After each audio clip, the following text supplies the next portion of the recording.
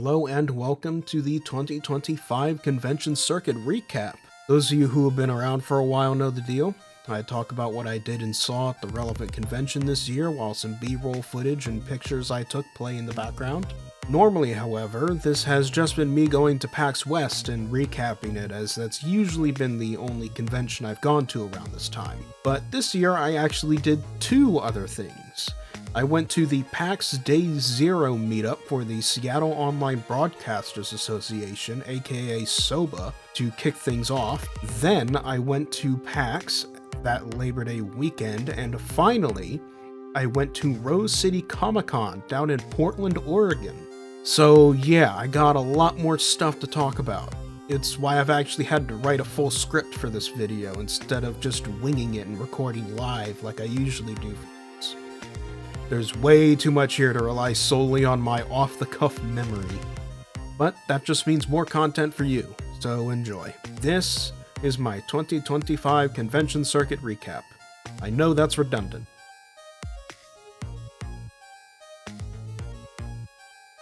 One could call this the pre-game of PAX, given that it was deliberately held on the Thursday just before. For anyone unaware, the Seattle Online Broadcasters Association, aka SOBA, is a network of primarily YouTubers and Twitch streamers, although if we're being honest, Twitch streamers for the most part, based in the Seattle area.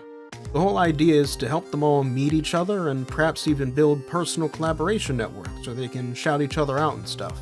Some of you might know I was even interviewed by them earlier this year.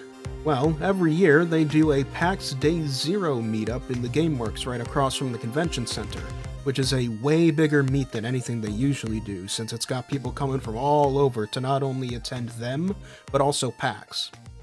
And not only that, but this year was SOBA's 10th anniversary as well, making it even more special. So naturally, I went. SOBA is at least partially sponsored by Twitch, which is how they can afford to do things like reserve the entirety of GameWorks for the event.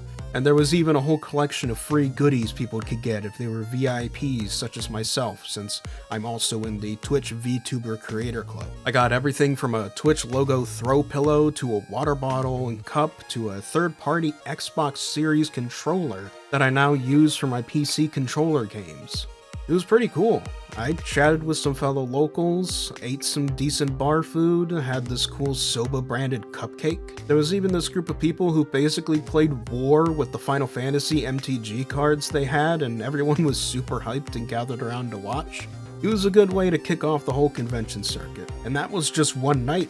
The very next one was when the real party was about to start.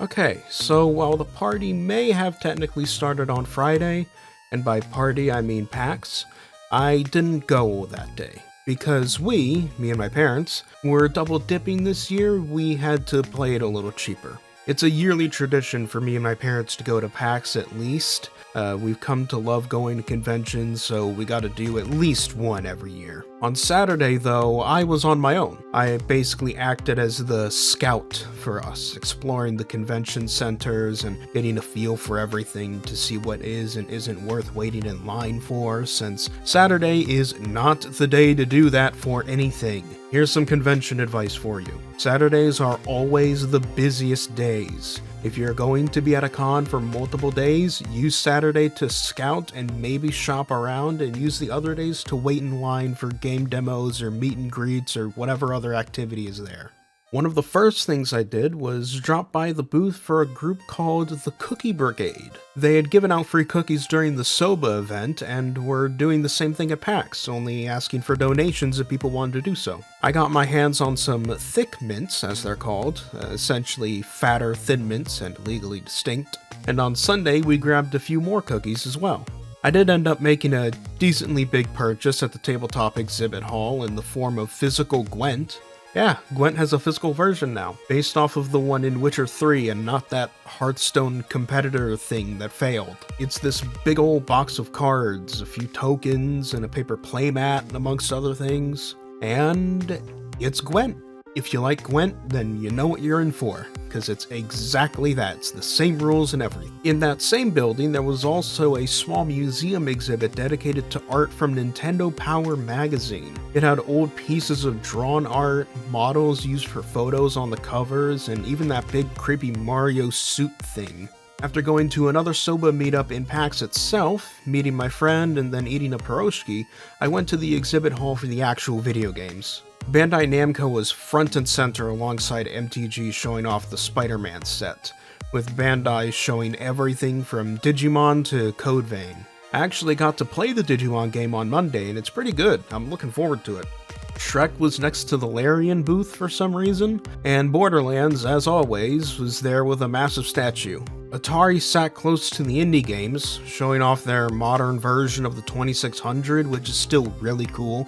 And there were a few other things scattered about that I didn't get too deep into, but looked cool nonetheless. Aside from all of that, I also went to something called SIX, the Seattle Indies Expo. It's similar to PAX, but way smaller in scale, only taking up 2 floors in a nearby hotel. It was dedicated purely to giving a spotlight to local indie developers so they can show off too. It was interesting walking around there. It gave me an almost nostalgic feeling, like I was transported back to a time when conventions weren't these massive media drawing affairs, and it was just a bunch of unknowns in a hotel trying to make it big. But that was my general time at PAX 2025, all in all. I had a great time. Got some cool merch, met up with some cool people. I'm realizing just how much I'm saying the word cool right now, but I think you get the idea. Of course, that wasn't everything. The same week that PAX ended, I would soon find myself about 3 hours down south in Portland for Rose City Comic-Con.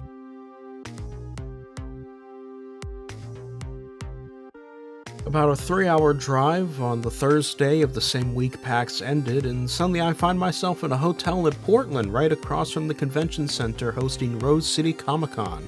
This is more of a generalized geek convention, so there was a little bit of everything there, from video games to artists to comic books to other general purpose geek-themed merchandise and media, you know, that kind of thing. My parents were particularly excited to see John Scalzi as they love his books. And I do not exaggerate there.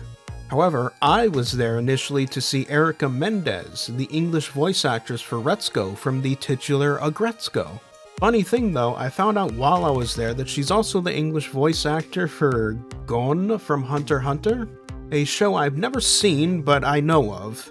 And I was made very aware of this, with most of the people around me being there for her to sign Hunter x Hunter merch, along with a few of the other VAs. However, I also ended up seeing Jonah Scott, since his booth was right next to hers and basically empty. It took me a moment to realize it, but he's the English voice of One Piece's Katakuri, aka the Mochi Dude. So I got signed prints from both of them and even some selfies with Jonah. He was pretty cool to chat with as well. He even helped clean my camera. There was also this confectionery company that was selling stuff like fudge and truffles and well, we may have gotten a few. I can say this much, truffles are definitely an acquired taste. I think I much prefer the various anime and comic themed fudges, if I'm being honest. Naturally, there were cosplays galore as well, all of varying intricacies and budgets. Some were clearly professionals, some just dedicated fans, others just wanted to do something fun. The works. And last, but certainly not least, a llama. Yes, a real physical llama had a booth at the exhibition hall. His name is Caesar, the no-drama llama, and you were allowed to take pictures, pet him, hug him, etc. And he wasn't bothered by a thing. He also liked looking at himself in the mirror at a nearby booth.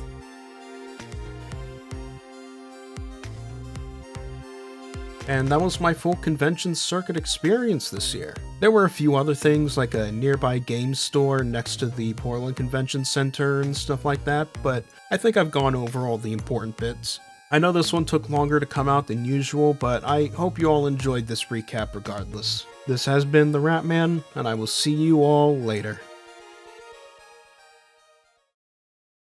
And lastly, a special thank you shout out to Mike Uniturtle, Reese, Scarlet, and Dizerat.